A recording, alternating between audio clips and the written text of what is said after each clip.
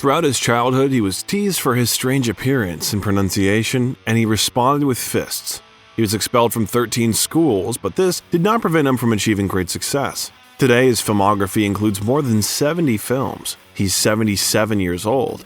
He's a megastar in the world of action movies, and for now, has no reason to retire. How could a difficult teenager with an explosive temper become that unknown 30-year-old actor who won an Oscar unexpectedly for everyone? What made him step on the right path and radically change his life? Today on the Biographer channel, we'll tell you about a man who became an icon of action movies, who's not only an actor, but also a screenwriter and director, who in his far from young age does not think of retiring, but instead wants to master and invent something new every day. Go Rambo.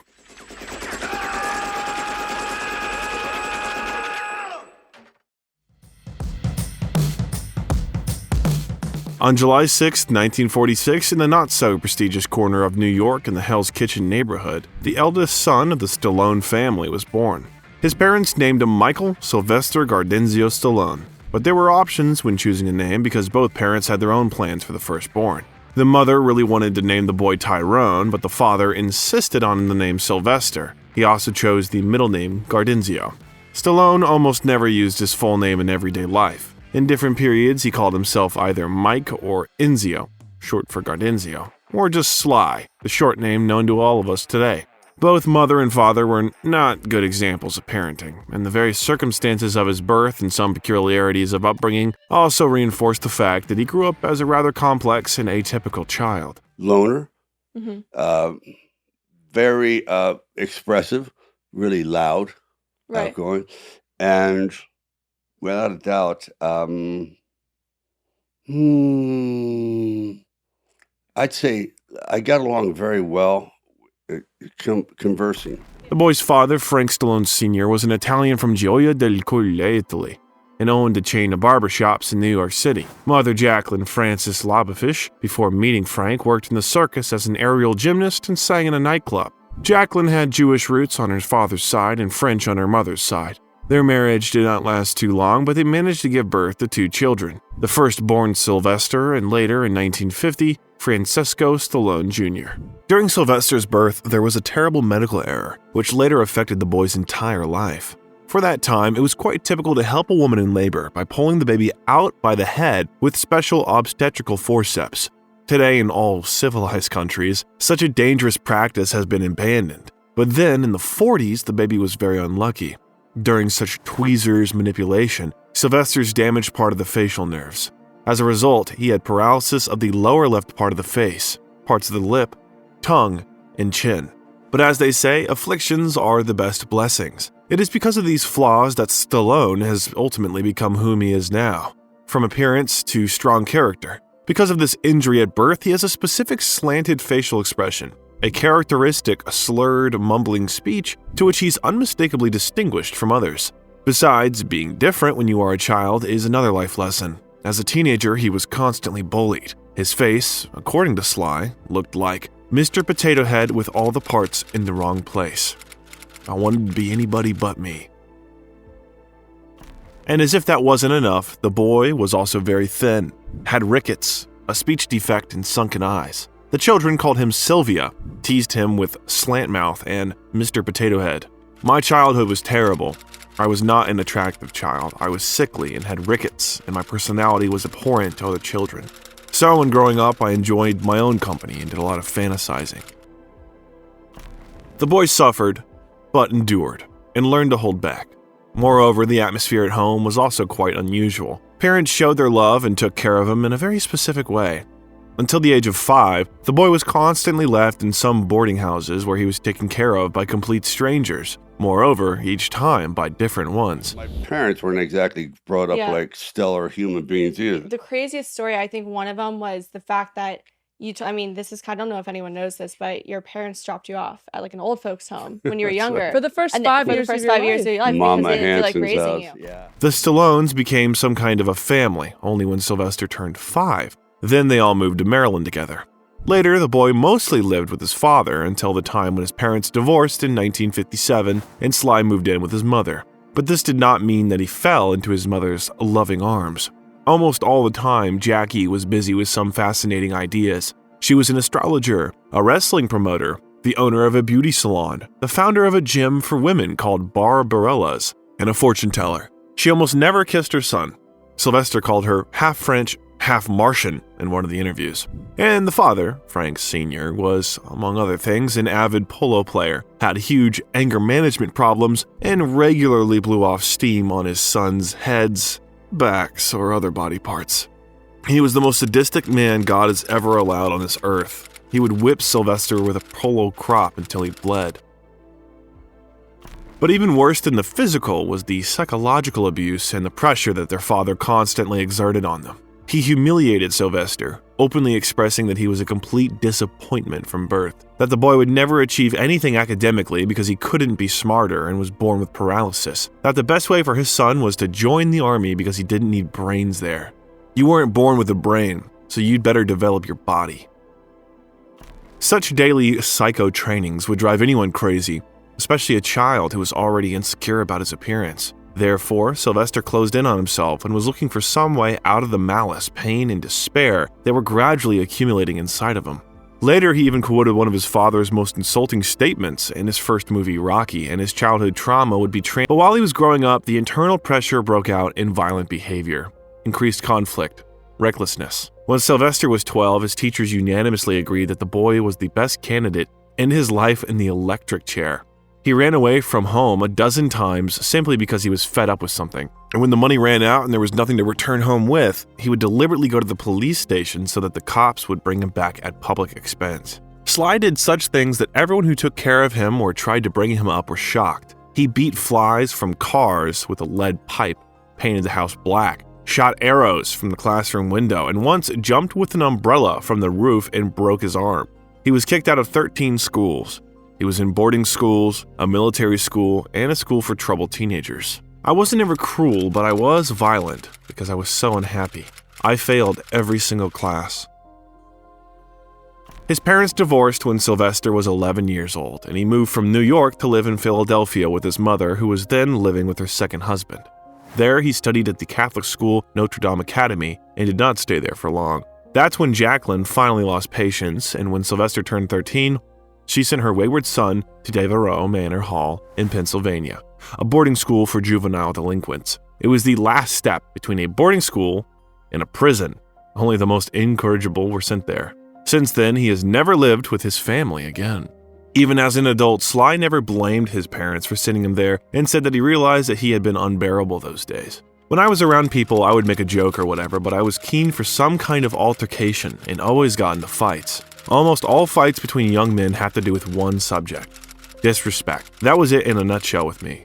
A look, a snub, a remark. When someone looked at my girlfriend, I'd punch them. But strangely enough, it was then, at the age of 13, that he seemed to have an epiphany, and for the first time, he had a goal. Sylvester compares this moment in his life with meeting the Messiah. Then, in 1959, the Italian-French film Hercules Unchained was released for the first time, starring Steve Reeves, who in 1950 won the Mr. Universe, a prestigious worldwide bodybuilding competition. When young Sly saw Reeves on the screen, majestic with sculpted muscles and the body of a Greek god, he said to himself that he wanted to be like him. Learned to throw the discus. I trained obsessively every day with weights, and in 1 year I went from being a novice to captain of the football team and the best boxer. I'd finally found an outlet in physical competition, and that was my saving grace. The next thing I knew, the teacher suggested I should do some drama. I started acting and loved it. So, the boy who had to end his life in the electric chair, thanks to his character, abilities, and the support of caring teachers, received a prestigious scholarship, and in 1965 went to Switzerland to study at the American College of Switzerland in Leysen. There, he played on stage for the first time in public in the performance Death of a Salesman, based on the play by Arthur Miller. It was then that the young man said to himself, "This is it. I've finally done something right. I'm going for it." After returning to the USA in 1969, he entered the University of Miami, where he studied acting for 3 years. Eventually, just a few credits short of getting a diploma, he decided to drop out of school and moved to New York to focus on one specific goal: to find a place for himself in the world of cinema. But will everything turn out as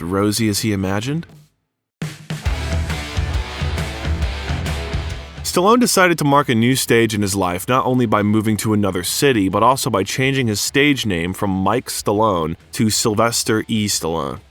What's next? Success in casting and the first minor roles in good movies? Not quite. In New York, the dreams were not hurrying up to come true. There was no money, no normal earnings either. Once he had to spend the night at the Port Authority bus terminal in New York City for almost 3 weeks because he was evicted from his apartment. There was no money to rent a new one, and in the midst of such a meager life, he saw an announcement about a casting for a role in one dubious film. So, the role in The Party at Kitty and Studs, a 1970s adult film, was his first leading role, for which he received $200. It was either do that movie or rob someone, because I was at the end, the very end of my rope. A few years after the film release, already after Stallone became famous, the film was renamed Italian Stallion, trying to connect with Rocky's fame. They tried to make money on Sly by blackmail, but he said that he would not give them even $2 because the film was not even worth that. This is how the acting career of Sylvester Stallone began in New York. Not all as dreamed. At that time, he was 24 years old and would like to achieve at least something in his life, although his approach to how to present himself in show business was somewhat clumsy and not very professional. Well, I gotta admit, my approach was really bad because most actors have these beautiful glossies made up. They make themselves look, and they have a professional photographer take this picture. I didn't know how to be that cool at the time, so you know those airport things, 4 for a quarter? Sure. And you try to show the 4 horsemen of the apocalypse. Say, look at this range. Ah! Each one different, and you say, look at that. And have I got it together? And the man would take it, and you could see him like dialing police. In New York, Sly began to live with the aspiring actress Sasha Sheck. Both of them had to work hard to somehow stay afloat. Sasha worked as a waitress, and Sly grabbed any, even non-acting and very strange jobs to get paid. And the main problem was not that he could not find a job, but that he was kicked out of each one. But yeah, I would do that, and just do a lot of these odd jobs because I thought if I do all these horrible jobs at night, it would leave the day open to go out and pursue my alleged career. Mm-hmm. And nothing was happening. So I would take any random job from bodyguards to this to... He worked on the docks as a filleter, a bouncer, a salesman in a bookstore, and even cleaned a cage with lions in a zoo. The most favorite of such jobs was the job of a ticket clerk in a cinema. Although he was eventually kicked out of it because he was reselling already used tickets, Sly liked being a ticket clerk because at the workplace he had the opportunity to watch movies for free, watching each of them many times. He analyzed exactly how this or that plot was developed and the character's nature was revealed. He took notes to understand what it takes to make a truly great movie. Perhaps it was this experience that later led him to fame and recognition in the cinema as a director and screenwriter. But at first, it was a way to practice writing a script, improve writing skills, something real that could be sold. Because at that time, he had huge doubts about acting. I was starting to realize the acting was never going to happen. People were saying, you have the speech impediment, your mouth is crooked, you slur. Because despite the huge number of castings that he passed, Sly received only meager, almost invisible roles, which were most often the roles of some bouncers or gangsters. In those days, being absolutely penniless and most of the time unemployed, he spent all his free time in the New York Library where he found a real treasure for himself. He became acquainted with the personality and work of Edgar Allan Poe, which served as the impetus that changed his life. Sly admired Poe's work. Reading his books, studying his biography, Stallone for the first time truly understood that it was possible to write in a completely different way than he was used to take someone else as a hero and explore his personality and life path. I was no longer writing about what I did last summer or my adventures or how I got along with my mother. I became a writer about another subject, and I became an investigator, an explorer. I became a vehicle for writing that wasn't just about me. Then, Sly got the idea and wrote his first screenplay about Edgar Allan Poe, which, by the way, he still dreams of filming. And in the meantime, he was sometimes lucky to get some small episodic roles, but nothing that could somehow change Stallone's acting career for the better. This lasted until 1974 when he and Sasha got married and decided to go to sunny California together to try to conquer Hollywood.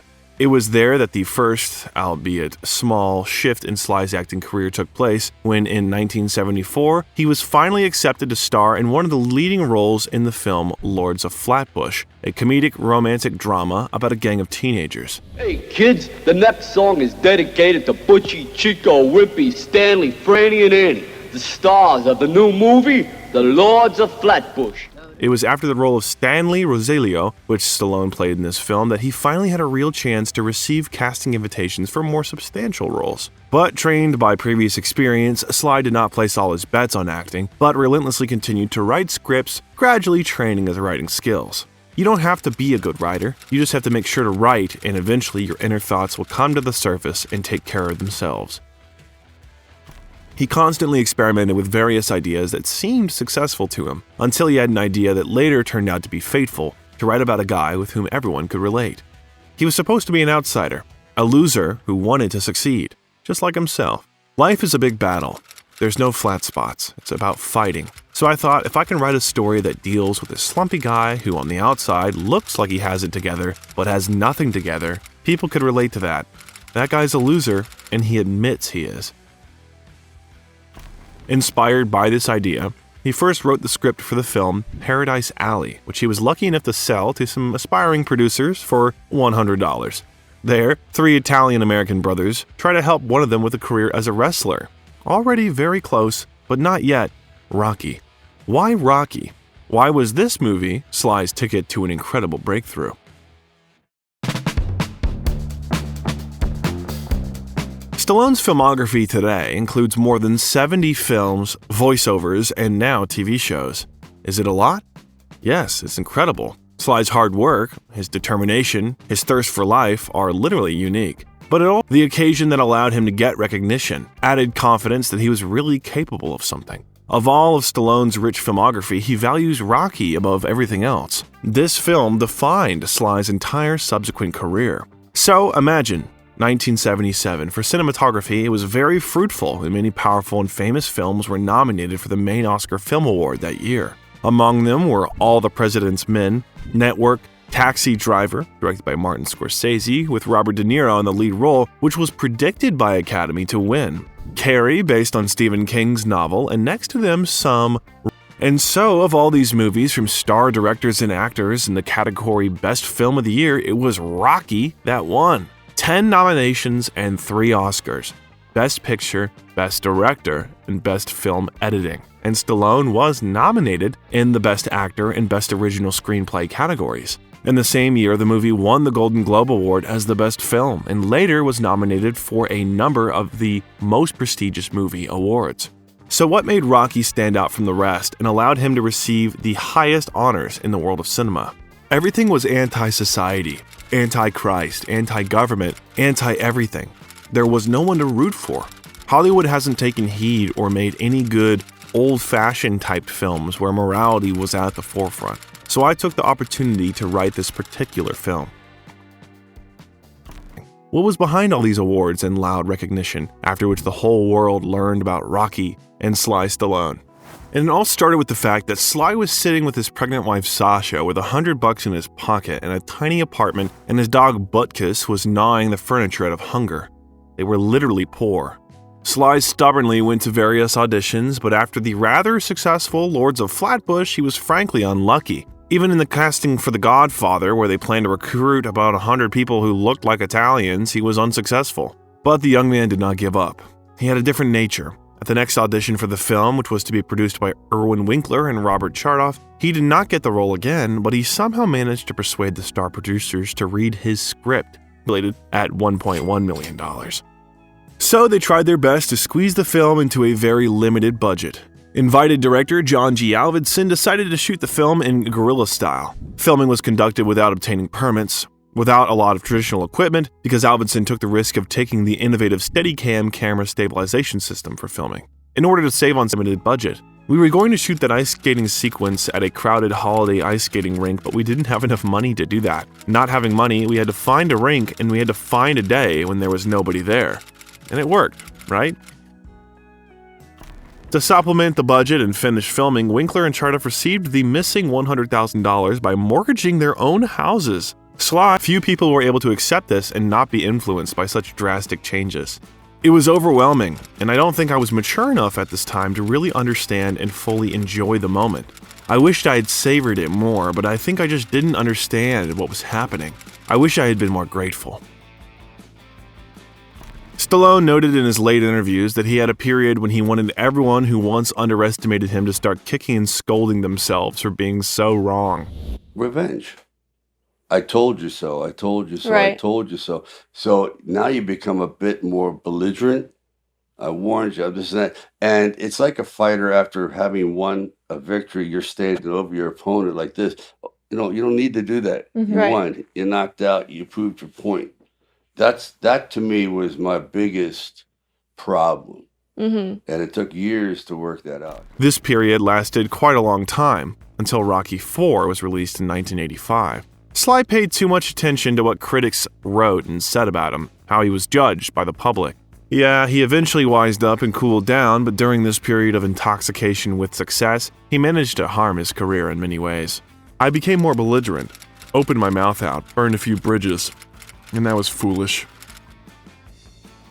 F.I.S.T was released in 1978. Although the film's revenue exceeded its costs twice, it did not receive a single award or honor. In the same year, Sly's first directorial work, Paradise Alley, based on his very first sold script, was released. But the picture turned out to be not just unsuccessful, but a failure. The fees could barely cover the costs of filming. The public and critics were not delighted, and the actor's newfound fame did not help. Someone might have given up, but compared to the life roller coasters that Sly had in his life before, this was nothing. Have you read Sylvester Stallone's filmography?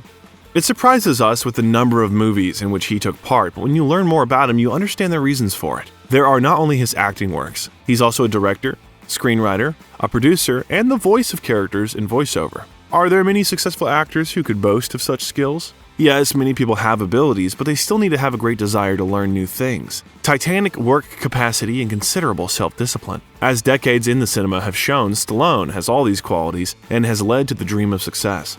After the failure of Paradise Alley, Rocky II appeared almost immediately, which was released in 1979. Sly accepted the producer's offer to take over the directing work on the picture. So, Rocky II came out entirely as his film, directed, script, and starring Italian stallion Sylvester Stallone. Sly's second son, Sergio Stallone, born in 1979, took part in the filming of Rocky II. He played Robert "Rocky" Balboa Jr. But shortly after that, in the third year of the baby's life, just when his father's career was actively gaining momentum and he was simultaneously working on his two main projects, Rocky and Rambo, Sergio was diagnosed with autism. I felt when my child, last time I could really truthfully remember breaking down was when when my second child was diagnosed autistic. That was bad. That was a real bad situation. And I can't recall after that really ever having that kind of pain. This news came as a shock to Sasha and Sly. They threw all their strength into trying to improve their son's condition, went through many courses of treatment, but at that time, it did not bring much success. Eventually, it will turn out that the son's illness was one of the reasons that undermined Sly's already not very strong marriage. Sasha devoted herself to finding effective treatment for her son, while Stallone became increasingly distant. He was caught by an unexpected wave of fame and success. He had a lot of plans. He was carried around the world in search of himself. He certainly loved Sergio no less than Sage, but due to the specifics of the disease, he did not have the connection with him that he would like to have, although he tried his best to do so. But at the same time, when Sly proudly introduced the newborn baby to the Rocky II film crew, he was an absolutely happy father. Everything was more than good. Sly threw himself into directing and acting, and it looked like things were coming together again. And so it was. Winkler and Chartoff bet on Sly a second time and made no mistake. The second part of the franchise, although it did not win the Oscars, however, earned a lot of critical acclaim, and the audience gladly voted for the success of the picture with their wallets, making the film a world record grossing $200 million compared to the $7 million invested in it. Rocky II was followed by the commercially equally successful Rocky III in 1982 and Rocky IV in 1985. Wanting to improve his body even more for the filming of Rocky IV, Stallone even specially consulted with Franco Columbu, the former Mr. Olympia, to work on himself, following his advice.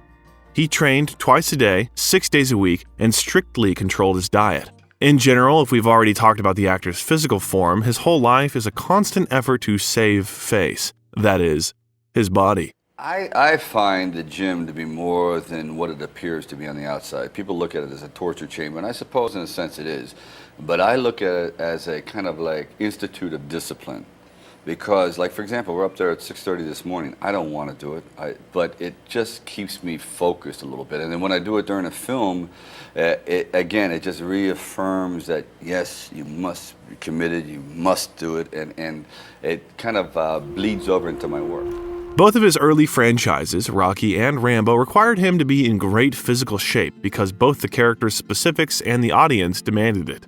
It was in the 80s and 90s that the name Stallone kind of became synonymous with a mountain of muscles. One of the critics once jokingly said about Sly as Rambo that he looks like a condom stuffed with walnuts. The fact that the actor diligently not only kept in shape but also constantly improved it became especially noticeable in Rocky III. It was in line with the storyline where Rocky Balboa partially became a brand, began to pay more attention to his shape than his inner side, and got carried away.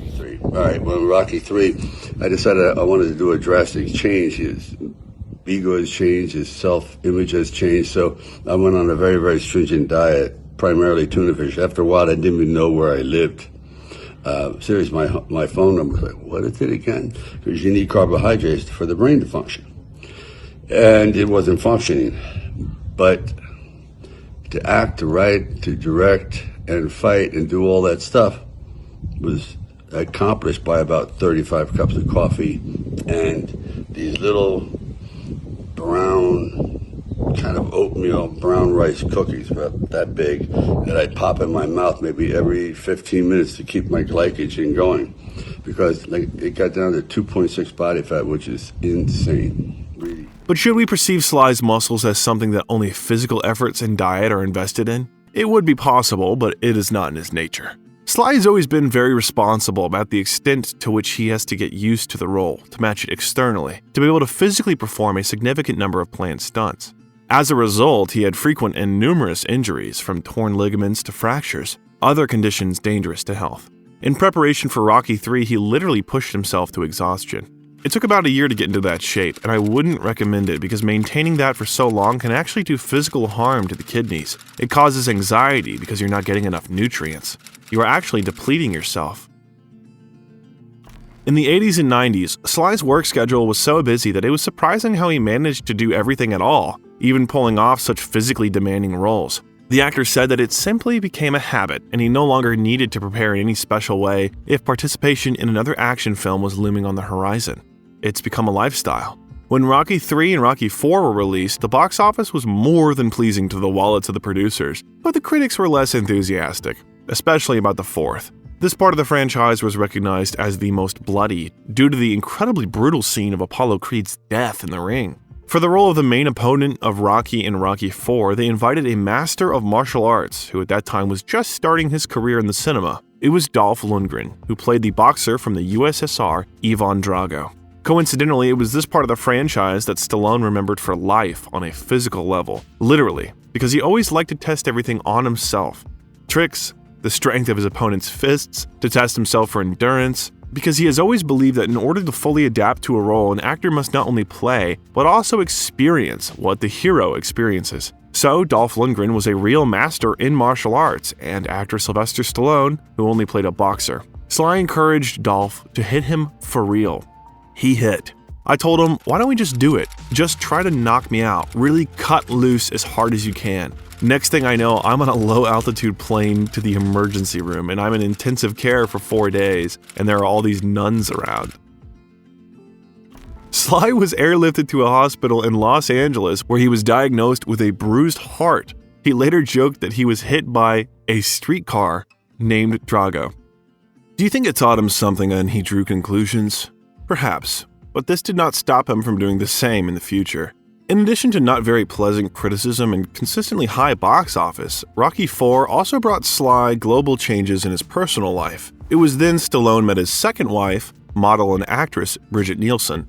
Their duet in the 80s was almost the most popular topic for gossip among other star Hollywood couples. Both were married at the time of their acquaintance, but the romance that broke out in an instant destroyed their previous relationship together. Basically, it was Brigitte who took the first step to conquer Sly, who was already famous at that time. The 21-year-old Scandinavian sex bomb who starred in the unsuccessful fantasy action film Red Sonja in 1985, after learning that Sly stayed at the Manhattan Hotel, slipped her photo under his door with the caption, "My name is Brigitte Nielsen. I'd really like to meet you." Here's my number. And it worked. Stallone was never indifferent to beautiful women. They met, and this meeting, besides a stormy romance, first led to Stallone inviting Nielsen to star with him in Rocky IV. It was the role of Ludmila Drago, Ivan Drago's wife. A little later, at the end of 1985, they got married. For the sake of Bridget, Stallone divorced his wife, Sasha Chak, with whom he lived for more than 10 years and had 2 sons, Sage and Sergio. Although more likely meeting Bridget was just the final push to end a marriage that had failed a long time ago. Immediately after Rocky IV, there was joint participation with Bridget in the 1986 action film Cobra, shot by SLY Script. The movie wasn't a complete failure, but did not receive much recognition. The marriage of Stallone and Nielsen did not last even until the release of the third Rambo. Around their divorce in 1987, as well as around the marriage, there were a lot of rumors because after the divorce, both parties occasionally threw some accusations at each other, and later all that somehow went into the past. Since both SLY and Nielsen were professionals, this allowed them to eventually maintain diplomatic relations, and years later to star together in the Rocky spin-off film Creed II in 2018. You know what, you can say a lot of good things about Sylvester. He's a horrible husband, at least he was with me, but as a writer, as a producer, as a director, I take my hat off. He really knows how to put things on paper, and from the paper put it on screen, absolutely. But personal life and career should go its own way. Despite the disappointing reviews of critics about the fourth part of the franchise, the audience was just as crazy about SLY and adored Stallion Rocky. Therefore, the producers decided to plan the filming of Rocky V. Later, Stallone even frankly admitted that he regretted that this part was released.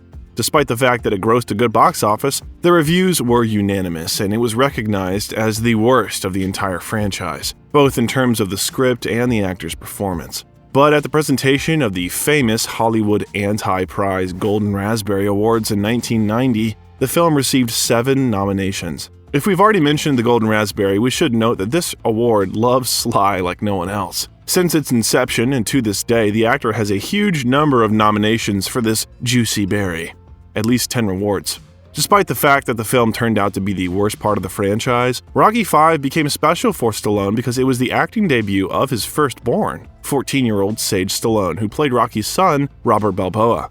According to the script, which in this aspect was also very close to Stallone's reality, his on-screen teenage son rebels, trying to attract dad's attention, is jealous, and talks nonsense. Everything is like in real life. It was the first joint work of father and son in the cinema. Subsequently, they also starred in the not very successful disaster film Daylight, 1996. After Rocky V, the Rocky franchise was frozen for 16 years. During this time, SLY's career as the star of the highest-grossing action films could by no means be called flourishing. Simultaneously with Rocky, his other star franchise also stopped for 20 long years. It was Rambo, which started successfully in 1982.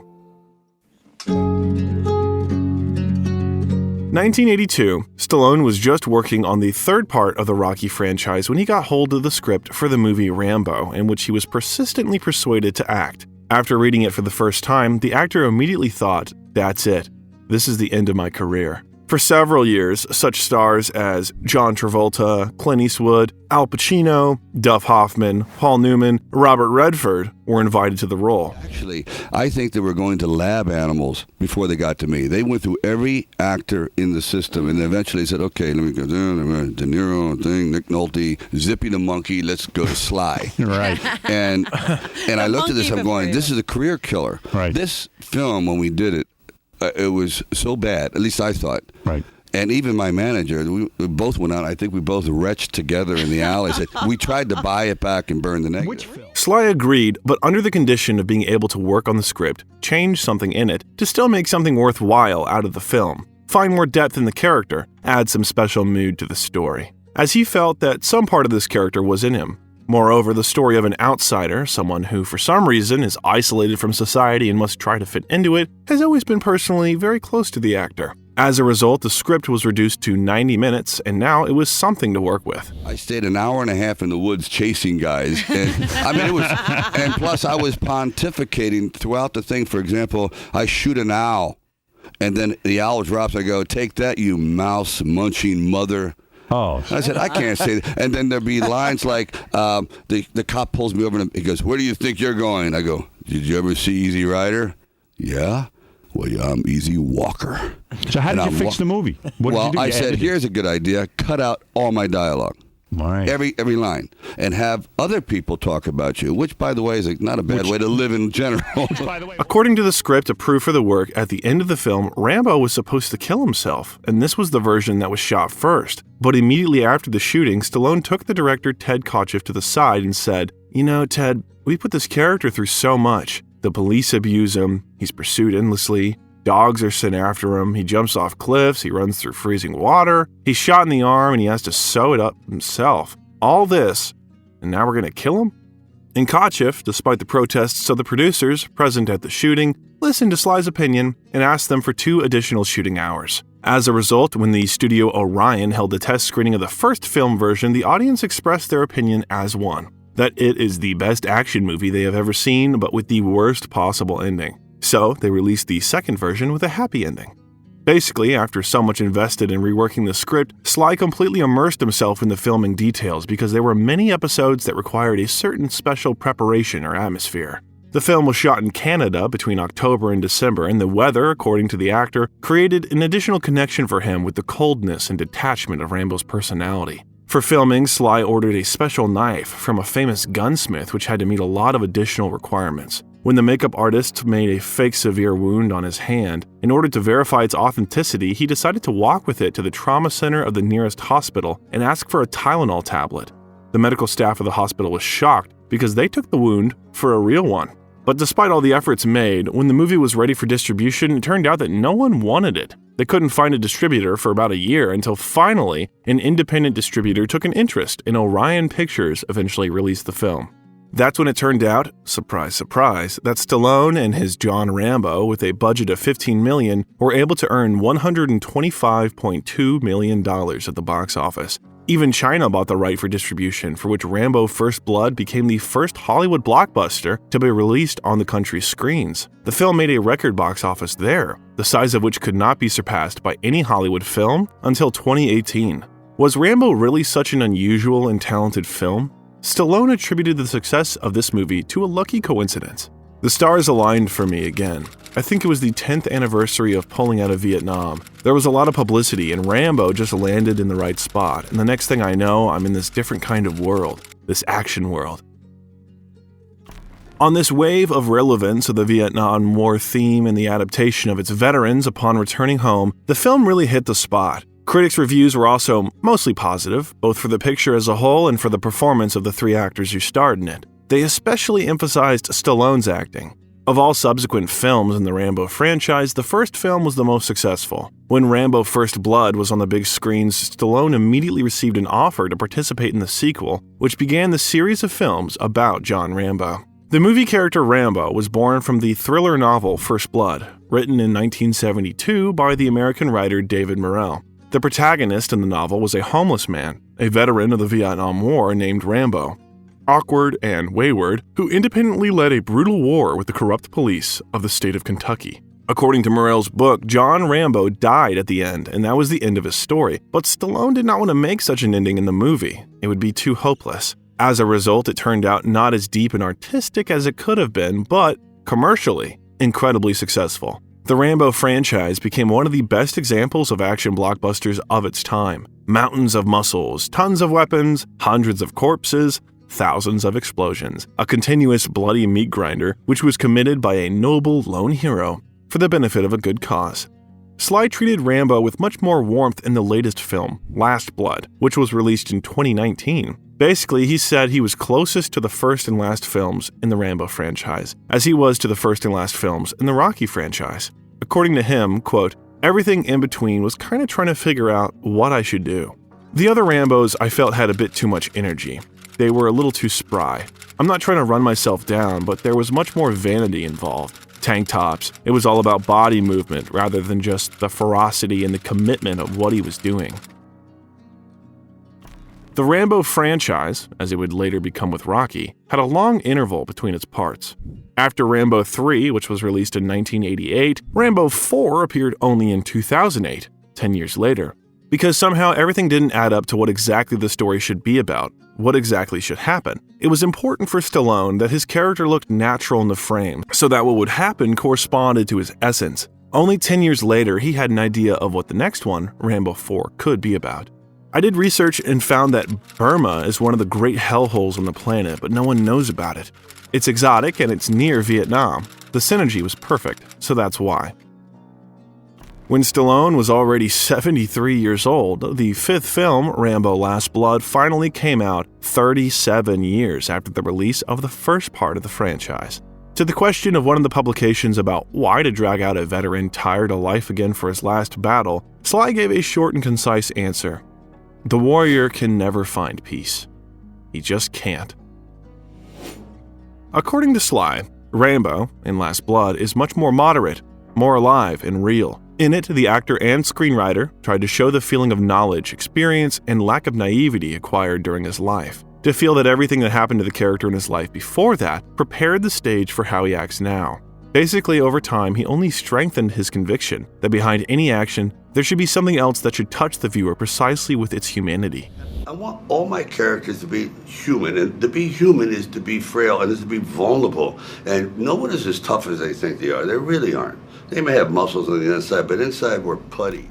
Sly was always convinced that muscles are easy. Anyone can do muscles. You just go violence, violence, violence, action, action. But if you can find those little moments in between that, connect to the people that aren't so physical, that's what takes the time, and that to me is the challenge, and that's what I love about it. Despite the fame of Rocky and Rambo, Sly, although he fully enjoyed worldwide fame, million-dollar fees, success, and honors, was still tormented by doubts whether he should try himself in some other role, because no one, neither directors nor critics, were ready to perceive Sly as something more than a mountain of muscles, a trained killing machine with a mission to protect justice.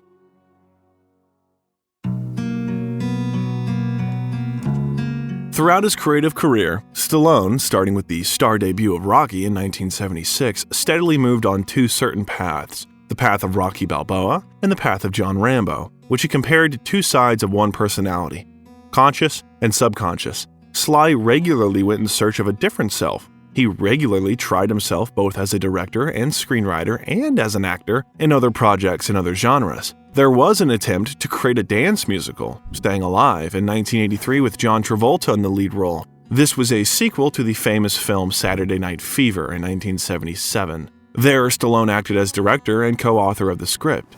He and Travolta got along perfectly. Both were Italian, both about the same age, although Sly was very doubtful about this project at first. Yeah, when the idea was presented at first, I said, I don't think I can do it. But when I met him in the challenge, in the dance, because what he does in this dance... Oh, no. Despite the absolutely devastating reaction of critics, the box office was very good, and the main song from the film, written by Sly's younger brother, Frank Stallone, broke into the top charts. Frank, at first, like his older brother, tried to become an actor, but later found himself in music and became known precisely as a composer. Together, they collaborated on several Sly's film projects, but this one turned out to be the most successful for Frank. The song for Staying Alive, called Far From Over, was number 10 on the Billboard Hot 100 and Cashbox charts. There were attempts to prove themselves in comedy, although all of them were, to put it mildly, not very successful. Rhinestone, a 1984 musical comedy written by Stallone in which he played a country singer, turned out to be a complete failure. Next was the crime comedy about two police buddies, Tango and Cash, in 1989, in which Stallone starred along with Kurt Russell. Although the box office was not exactly bad, it was almost unanimously recognized as a failure by critics and was nominated for 3 Golden Raspberries. However, over time, the audience fell in love with this film. 1991's Oscar, a remake of the French comedy of the same name, became an absolute failure at the box office because it not only did not cover the budget spent on it, but also dragged the producers into the red. About the quality of Stop or My Mom Will Shoot in 1992, everyone was making jokes, including Sly himself, who frankly called this film the worst of his career. Inspired by Rocky, Sly also produced another sports drama, Over the Top, in 1987. This time, another outsider became the hero, a trucker arm wrestler. The box office was terrible, and critics competed in ironic comments about the picture, plus it got 8 nominations for the Golden Raspberry. The list of attempts included one prison action film, Lock Up, 1989, which also turned out to be unsuccessful.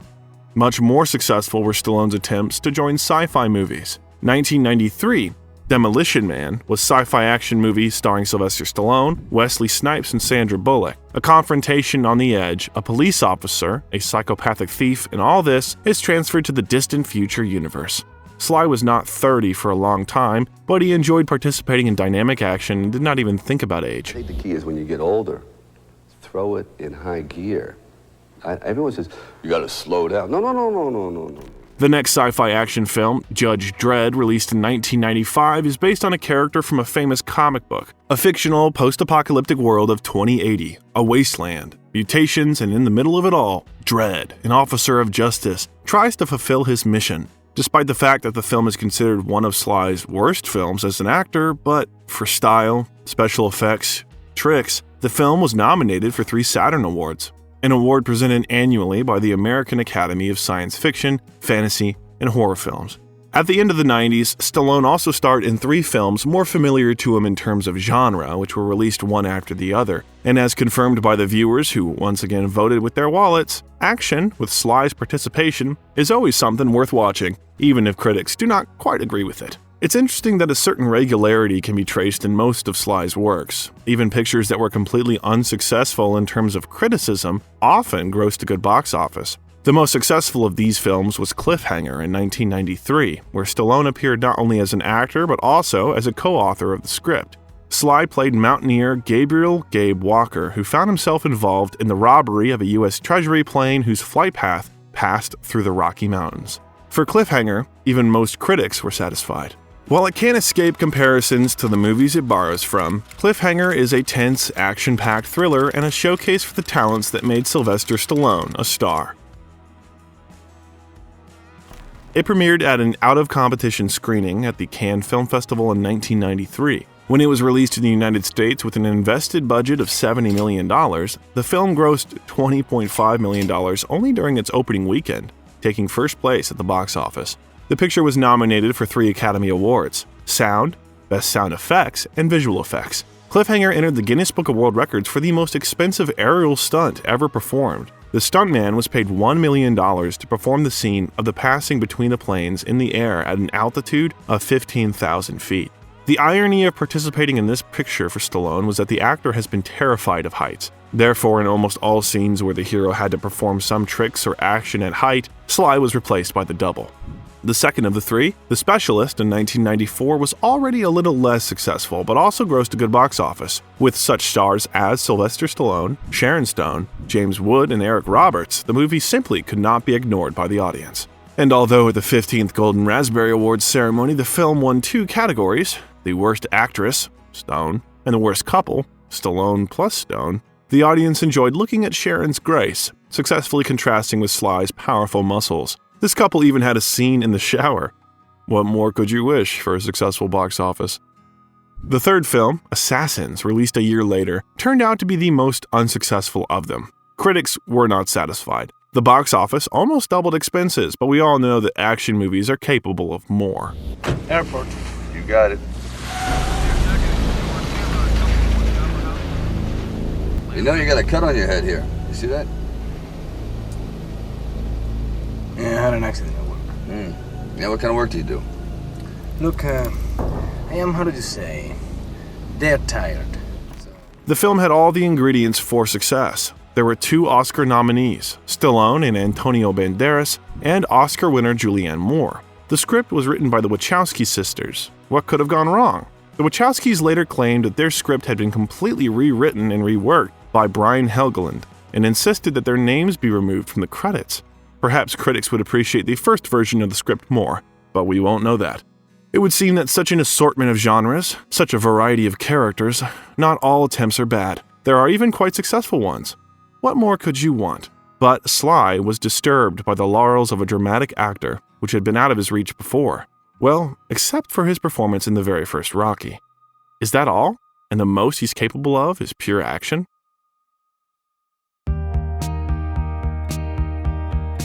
But fate sometimes has its ways, and unexpectedly gives long-dreamed-of chances. After this rush of action movies, heartbreaking action, endless physical exertion, adherence to a strict diet, there was a moment in Stallone's career when he had to take a forced break in intensive activities. It came right before Copland. I'd pushed a little too far and had an erratic heartbeat. So I said, maybe I should do a film that I can have pancakes and French toast every morning and not stay on a treadmill for hours a day. And just at this time, Sly got a chance to star in a rather atypical film for him, the low-budget James Mangold's crime drama Copland in 1997, in which he participated together with De Niro, Harvey Keitel, and Ray Liotta. Then, for the first time in his acting career, he specifically gained weight, and as compensation for this, he received the Best Actor award at the Stockholm International Film Festival. In this film deals with some very serious subject matter, and it deals with police corruption, racism, it deals with political maneuvering, it deals with just alienation. And I play this sheriff who is basically doesn't care much about his life, his predicament. He's almost totally deaf. He had rescued his girlfriend years earlier and had gone deaf, and then has basically been forgotten. He never got anywhere in his life. So out of kindness, they made him a local town sheriff. For the role of a sheriff of a small town in New Jersey, Freddie Heflin, who fought against corrupt New York police officers, Sly had to gain almost 40 pounds of extra weight. The opportunity came incredibly timely because Stallone was literally dreaming of change. He sensed an impending acting crisis. Over the past 10 years, he starred in a number of completely unsuccessful films from the critics' point of view. At that time, he had more than 26 films to his credit, but no one actually perceived him as an actor who was actually capable of something more. A typical action hero. What else can you expect from him? I knew I'd never be taken seriously again. Intelligent people looked at my movies and said, this is athletics, not acting. After reading the script of Copland, Sly realized that this was his ticket to rebirth as an actor. And he was right. It was in this film that almost all critics singled out his performance because in this role he was very different from his usual self on the screen. Watching Stallone quietly hold his ground with Robert De Niro in this film's best confrontation scenes, it's not immediately apparent who was lauded as his generation's greatest brooding film star and who was once the over-muscled joke. They meet here on the even playing field of a film that, to say quite a lot, is as good as its cast. Participation in the movie was truly a fateful decision, but it also had its dark and not very pleasant side. Copland proved to the world that Sly is not only a mountain of muscles, but Stallone wanted to star in this low-budget film so much that he refused his usual million-dollar fees for the sake of the idea. And in the world of cinema, it is not so easy to hide information. So the big studios began to accuse him of the fact that he again demanded millions for the creation of the next Rocky, although if he wished he could take part in the project for nothing. This marked the beginning of a decline in the actor's career, which lasted almost 8 years. Period, say around 95, when I did Copland, 95, 96, and I said, oh, let me do something really off, out of my comfort zone. And I did it, and I was very happy with the project, but actually it set me way back. So from 1997, for almost 8 years, the actor, screenwriter, and director Stallone did not have a real job. He already had 2 children with his third wife, Jennifer Flavin. She took care of the house, the children, and Sly spent whole days in the home theater watching movies. In fact, it's not known how Stallone's life would have turned out if it had not been for Jennifer, who proved to be the biggest support for Sly during this difficult time for him. When they met in 1988, the young model Jennifer Flavin was only 19 years old, while Sly was already over 40 at the time. The relationship lasted 6 years, despite the fact that for Stallone at that time there were no strings attached, and he allowed himself a lot on the side. He went so far as to break up with a young woman in 1994, notifying her of this in a letter. It hit me like a ton of bricks. I had no idea this was going to happen. We talked about us having children, about when I was going to get pregnant. We were already picking names, marking down names that he liked and I liked. The reason was the intention to marry the model Janice Dickinson, who was about to give birth to a child from him. But after the girl's birth, the DNA test did not confirm Sly's paternity, and in 1995 he returned to his Jennifer to beg for forgiveness. Since then, they have been together. A year later, their first daughter Sophia was born. Her birth made Sly seriously rethink his life values once again, because the baby was born with a congenital heart defect that required urgent surgery. Painful experience with Sergio's diagnosis and now Sophia, but everything turned out for the best. The operation was successful and Stallone proposed to Jennifer. In 1997, they got married. I've had two great things happen to me in the past year.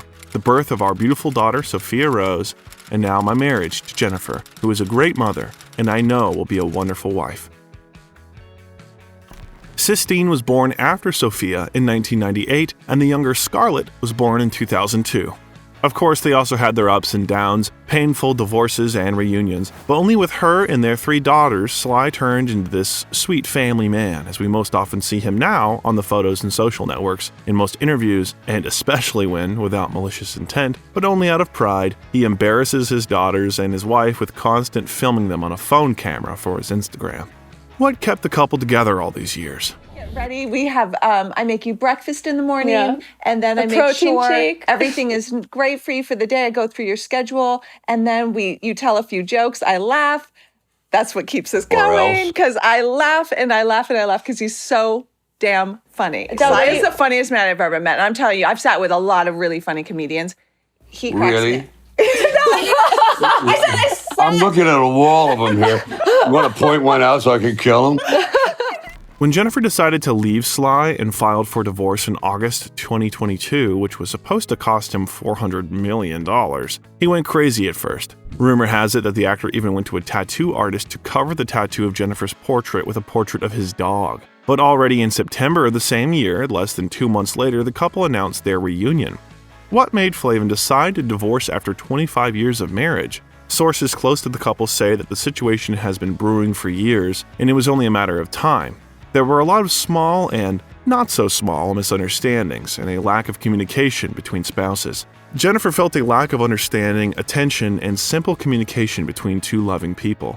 Nevertheless, Stallone definitely got wiser with age and life taught him something. So instead of slamming the door, he decided to admit the problem and fight for another chance. It is so necessary to fix these fissures or cracks in your life. Say you love this person when you haven't done it for the makeup with your parents if necessary, just to right the wrongs so you have peace of mind, because without peace of mind you don't have a life. So whatever it takes to just level the playing field, get rid of all these potholes that are part of your past, and march forward. That to me is what Rocky has always been about: redemption, redemption, redemption. Because just like his Rocky Balboa in the last film of the Rocky franchise, he realized that life would lose its meaning when love leaves it. Maybe that's why Jennifer played such a significant role in the implementation of this project, because she knew the price of true love. After 18 years together, which at that time united her and Sly. Stallone decided to create Rocky Balboa when, after the release of Rocky V, he realized that the picture was not the way he wanted it to be, and the way the audience expected it to be. The last Rocky V didn't turn out, and I felt as though I let people down. It became an all-consuming dream to just end it the way I should have ended it that time. Stallone was convinced that this would be his last movie in this franchise, and this time he would do everything right. So, he made up his story for a much older Rocky. He said that this kind of completion for Rocky Balboa's path as a boxer was very important.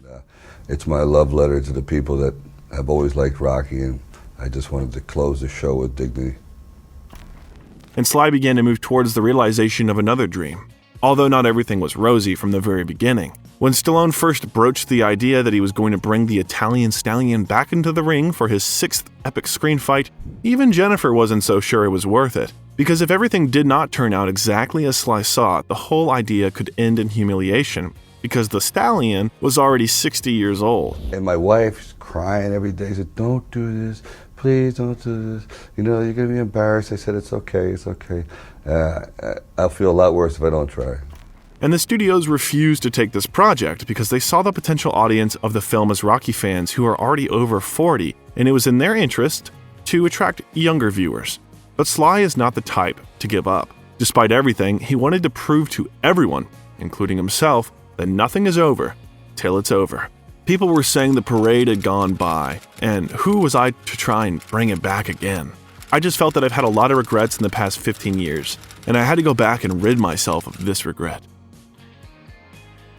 Family legend of the Stallone-Flavin family said that it was thanks to Jennifer Sly's persistence that the Rocky Balboa project finally got off the ground. Apparently, this happened when Stallone and Jennifer once had dinner in a restaurant and met a familiar producer and his wife there.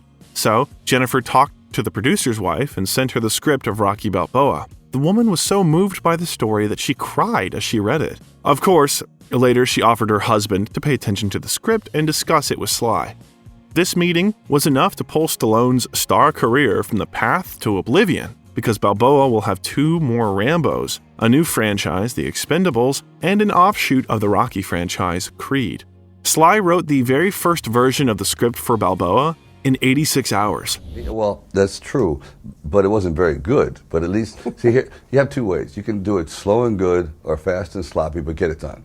And I'm kind of fast and sloppy, get it done, and then do the rewrites. So I don't want people to think that, okay, here it is, let's go, win Oscar. No. It was but at least got the concept down, the idea of who this guy was, and, bits and pieces, maybe 10% of it was. Of course, many well-wishers saw the film as a metaphor for Sly's fading career, as a story about an aging champion who's already lived his life and desperately grabs for the last chance, signing up for a potentially losing fight with a representative of the younger generation. But Stallone once again proved to everyone that he should not be written off, no matter how old he was and no matter in what shape he was physically, because it was Rocky Balboa, as well as his very first Rocky, that he felt most his own. Especially in the first one and this one. These were real semi-biographical movies, and there's no getting around it. That's why I think they're the best in the series. The release of Balboa in 2006 was the actor's triumphant return to the screens after years of near oblivion. Besides, this part of the franchise was a truly worthy end of the career for its hero, Rocky. Here, he left with his head held high. According to the plot, Rocky, who by that time had already lost his Adrian, opened a small restaurant, named it after his wife, and lived peacefully. But a young and desperate boxer, Mason Dixon, played by the real boxer Antonio Tarver, appeared in a horizon, and they signed up for a world title fight. In contrast to the last parts of the franchise, Sly, as a choreographer of boxing scenes, decides to shoot fights less staged, without a rigid script, so that in the frame there are real blows that Stallone and Tarver inflicted on each other. As a result, Sly was knocked out at least once, but without serious injuries.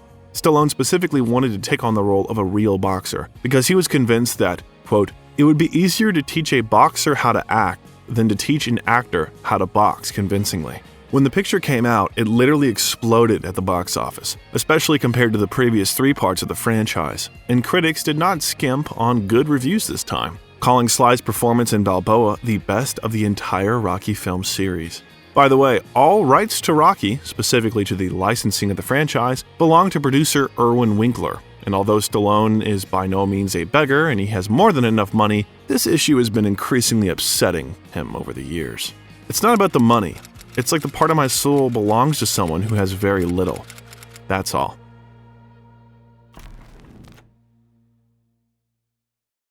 When Creed was released in 2015, the box office was simply insane, and Stallone received his second Oscar nomination and his first Golden Globe Award in the category of Best Supporting Actor for his participation in it. Then, why did the film director persuade Stallone to take part in the project for 2 years? At the time when the aspiring director Ryan Coogler approached Stallone with the offer to entrust him with the filming in this project, based on the script written on the basis of Rocky Balboa's story, Coogler had not yet completed a single feature film. He had only 2 short films to his credit, and has already started filming the biographical drama Fruitvale Station, where Michael B. Jordan, the future star of Creed, also had the lead role. And Stallone had his own vision and plans for Rocky, which did not include Coogler's idea. But he persistently continued to try to interest Sly in his idea. Why did Stallone eventually give up and stick to the offer? He understood the inner motivations of Coogler's persistence and why he was so passionate about this film's idea. According to the script, Rocky had to find an incurable disease, the fight against which was supposed to be one of the key reasons that would unite the main characters of the film, Rocky Balboa and Adonis Creed, in the fight, both in their joint and in a separate one for each of them. For Coogler, this story was personal because his father also struggled with a serious illness. Ryan insisted on focusing the film on the father-son theme. For the director, making this film was a certain mission. Not about money, not about ego, but about the goal. And that's exactly what affected Sly. There was just something about this kid who was very, very physical in his manner, but sensitive and emotional. It kind of reminded me of me, truth be told. But Stallone resisted the last version of the script in which Rocky was supposed to get sick and fight cancer. It was then Jennifer's turn to intervene, and she once simply said, "If you really do want to go someplace that you haven't gone maybe ever, then test yourself and see what you're made of. This is what people go through every day. This is not about vanity. This is not about masculinity. It's just about the soul. And you're a coward if you don't do it, or if you find a cowardly way to do it." And after that, everything fell into place. Stallone really enjoyed working on this project. It was unusual and interesting to work with a director and an actor partner twice as young as himself, who had not even been born when Rocky IV was released. While working on his character for Creed, Sly explored the possible evolution of Rocky and what the character meant to him personally. Well, it's very biographical, if you know what I mean, because we're at the same age, and when I saw Burgess Meredith the first time, I said, "Oh, Burgess, wonderful, but he's definitely up there." Here I am, and now I'm the same age as Burgess. What Rocky has afforded me that I think has been, and maybe never will be done again, is I've actually aged in a character throughout, and it's been the same performer throughout. And I literally have brought along what has happened to me in my private life, and I think it's showing. I'm totally different than what I was in Rocky 1. Stallone did not want to interfere in the script because over time, society's tastes and requirements for film products change, adapting to changes in ideology, politics, and lifestyle. Something that worked and was perceived as yay half a century ago, today might seem unacceptable. Therefore, Sly limited himself to the fact that he only corrected his own dialogues because who, if not he, knows this character, Rocky Balboa, better. In some ways, Sly supported the director with advice from experience. Now he's worldly, he's kind of beaten up a little bit, he's figuring he's all alone, he has lost his love, he's lost this. And I think about a lot of people that when they face that, when their mate passes on, what are they really going on for?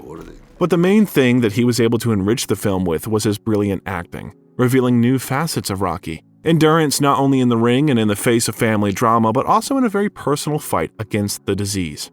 It so happened that at the stage when Creed was already entering the pre-production phase in 2012, a tragedy happened in Stallone's wife. His eldest son, Sage Stallone, died of coronary artery disease at the age of 36.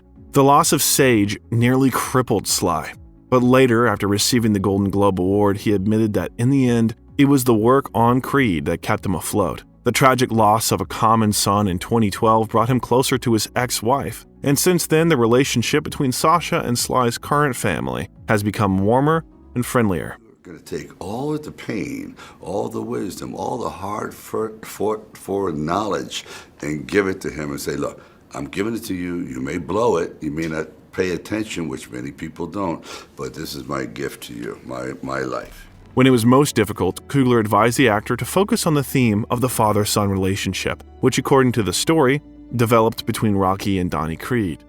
Thus, this theme in the film became something like Sage's initiation from his father. Because in Balboa's on-screen relationship with Donnie Creed, he saw himself and his son. After the incredible success of Creed, the producers immediately planned to turn this idea into a franchise. They began to work on its second part, Creed 2, which was released in 2018. This time, another old plot line, which was present in the fourth part of the Rocky franchise, was involved in the plot. The son of Soviet boxer Ivan Drago, the same one who killed Donnie's father and Rocky's friend Apollo Creed in the ring, enters the ring together with Donnie Creed. At a time when the younger generation has to face each other in a duel, the old enemies, Rocky and Drago, the elder, stand behind them, each on his side. Two opposite schools, two different life positions, two different worlds. The situation that became the climax of the fight in Rocky IV was repeated this time, but it was Ivan who had to stop the fight in order to prevent the death of his son, despite his conviction and ambition. Although the second part of the franchise did not receive such rewards, it also turned out to be quite successful, which made it possible to start preparations for the filming of Creed 3, in which Stallone no longer participated as an actor, but only as a co-producer. Rocky Balboa is really tired, and everything in this world has its time. Time to enter the ring, and time to retire on time. But did Sly retire after that? Someone in their 60s begins to feel an age crisis, thinks about retiring and leaving the heroism of youth behind. and the restless Sly undertakes to implement a new explosive idea and revive the traditions of the genre classics. He gets on the phone, calls and gathers the same people on the set, those who are old by passport and still young at heart, veterans of action films of the 80s and 90s, and in 2010 releases The Expendables.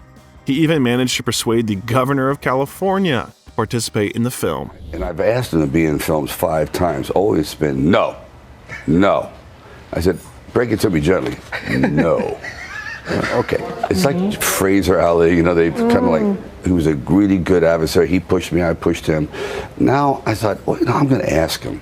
I said, would you like to be in the movie? He goes, anytime, anywhere, any place. I went, are you drunk? Are you kidding? Really? Anytime, anywhere, anywhere. He goes, absolutely, you're my friend. And he did it. Sylvester Stallone, Jason Statham, Jet Li, Dolph Lundgren, Randy Couture, Terry Crews, Steve Austin, Mickey Rourke, Arnold Schwarzenegger, and Bruce Willis. Hollywood has not seen such a star cast of veterans for a long time. Sly answered the question why he chose these actors. Because they're one of a kind. To get them all together is very, very rare. Life takes us all down very different paths, so to get them together is an event. That's the key word, an event. We're trying to make an event movie. As a result, the film not only paid for itself, but also took #1 position in the US box office in its opening weekend. So it's not in vain that Sly literally broke his neck performing stunts on set. This injury was added to the whole list of honorable cinematic injuries of Stallone and will forever be remembered by the ageless spirit of the bullhead because of the metal plate in his neck.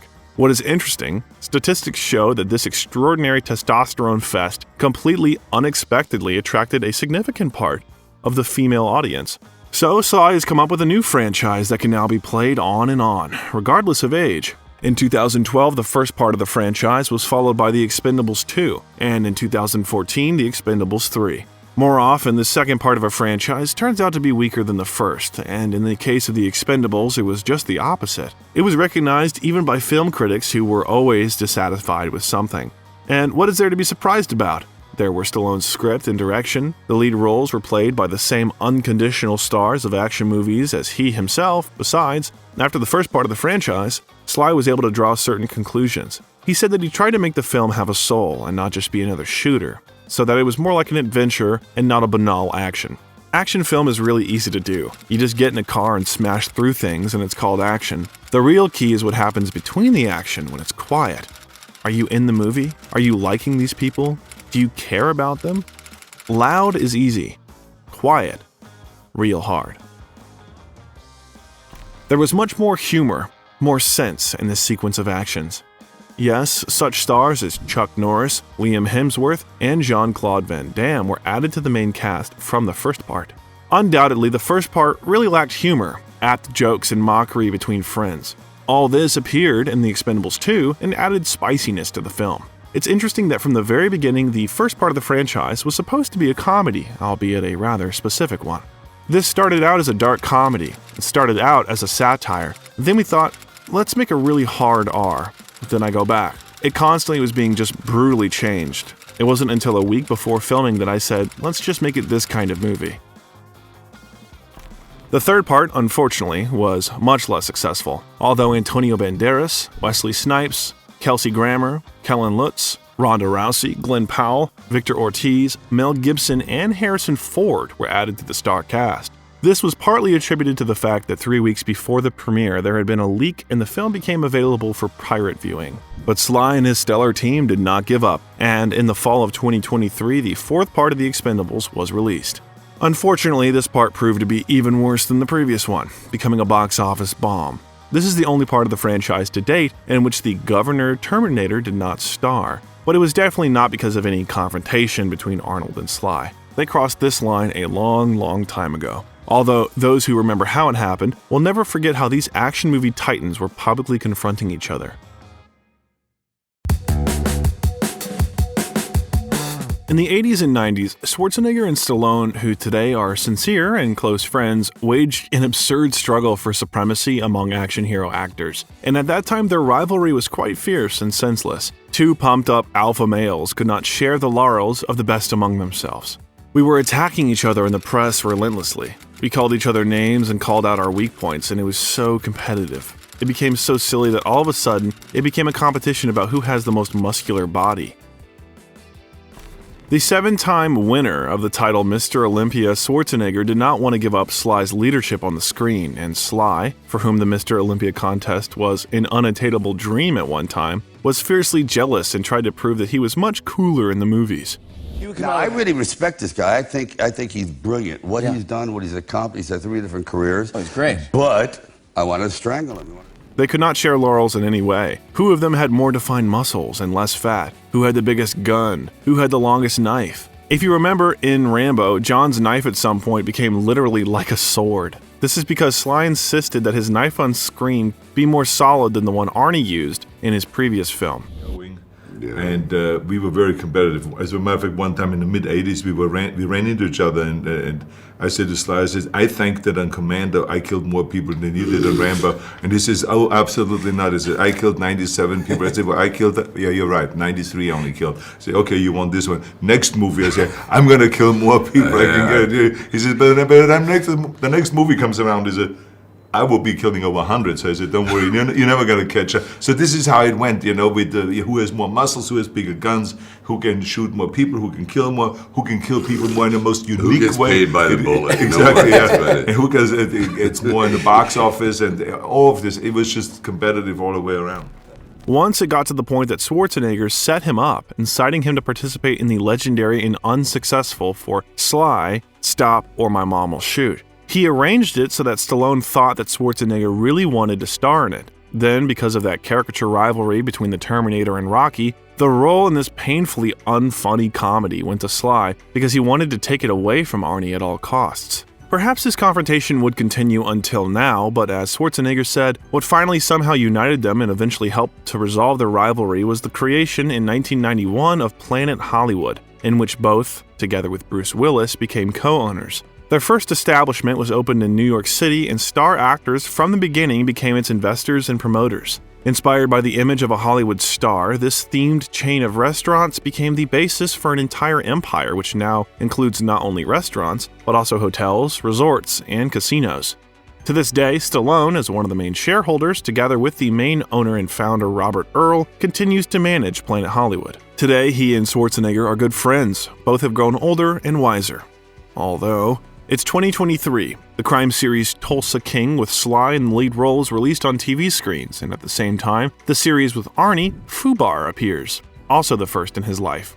The old guys are still fighting over who's the coolest, but now it's friendly. Basically, we get the impression that despite his age, absolutely everything is still interesting for Stallone. And this despite the fact that over the years, besides shooting movies, he was involved in a lot of other things. Sly has his own star on the Hollywood Walk of Fame, the film and television production company Balboa Productions, a stake in the thriving restaurant business Planet Hollywood International Inc., and he also produces a mineral water called Sly Water. Also inducted into the International Boxing Hall of Fame, he received the Heart of Hollywood Award from the Cedars-Sinai Medical Center Board of Governors for donations to support heart disease research. After all, who else has their own statue to which pilgrims flock from all over the world?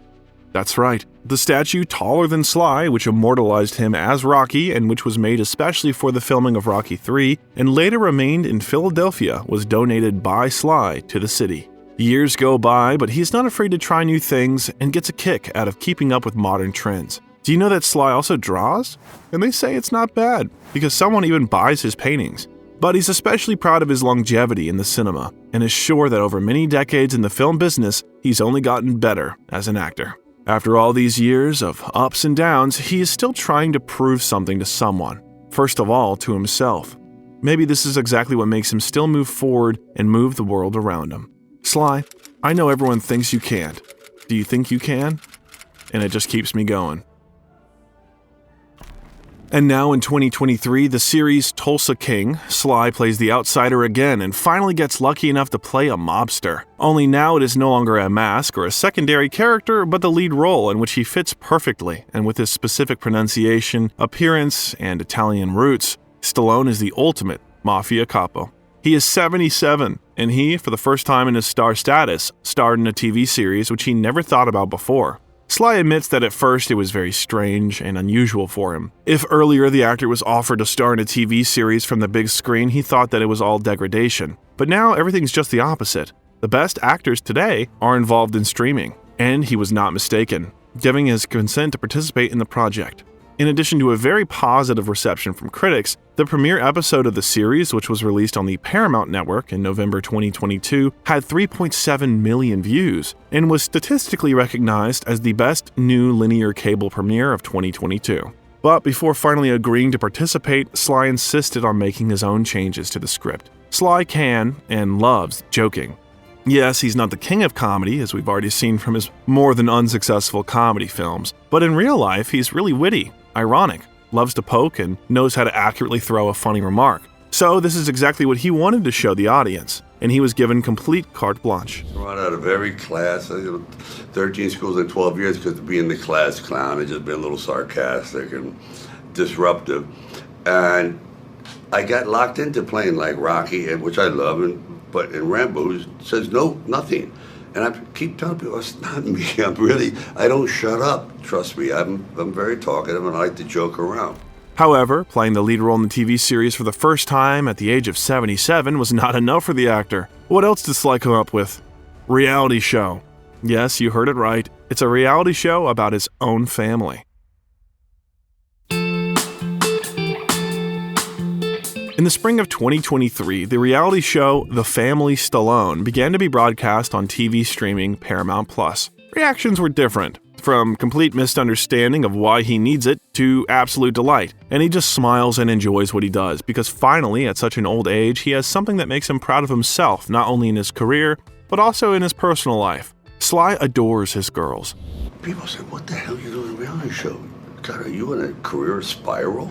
I go, why is it you got to hit rock bottom to do a reality show? Actually, I'm enjoying my life. I'm having a nice resurgence here. That's when you do a reality show, when you're feeling good about your reality. His wife Jennifer and 3 daughters, Sophia, Sistine, and Scarlett. Every mention of them, no matter how serious he has been before, makes his face light up. From their chats, we learn about the nuances of raising children, how they all communicate with each other at home, how they spend time, how they resolve issues and conflicts, constantly tease and make fun of each other in a friendly manner. Because it's surprising that, unlike most children of famous and rich parents, the Stallone girls grew up surprisingly normal, which they owe to an almost Spartan upbringing. Mom Jennifer did absolutely everything related to their upbringing. Well, Dad, Rocky Dad, was quite often the initiator of school truancy, offering to learn from real life and taking girls for a walk around the city. But he also brought a bit of himself into the upbringing, getting up at 5 a.m., push-ups, golf, shot put, reciting poetry, and boxing. And like this every day until 7 in the morning. This is how we roll. I mean, you'll see it's very similar to Tulsa King. We are very irreverent. We joke around constantly. And of course, I get ganged up on and screamed at all the time because I'm the only male in the house. House full of women. Yeah, big time, including the dogs. I have no chance. It's like a picture from a Rocky training movie, but with little girls in the lead roles. We immerse ourselves in the atmosphere of the Stallone family and can't believe that everything can actually be so wonderful and cute, that they all love each other so much, that everything is so cloudless there. Maybe so, maybe not.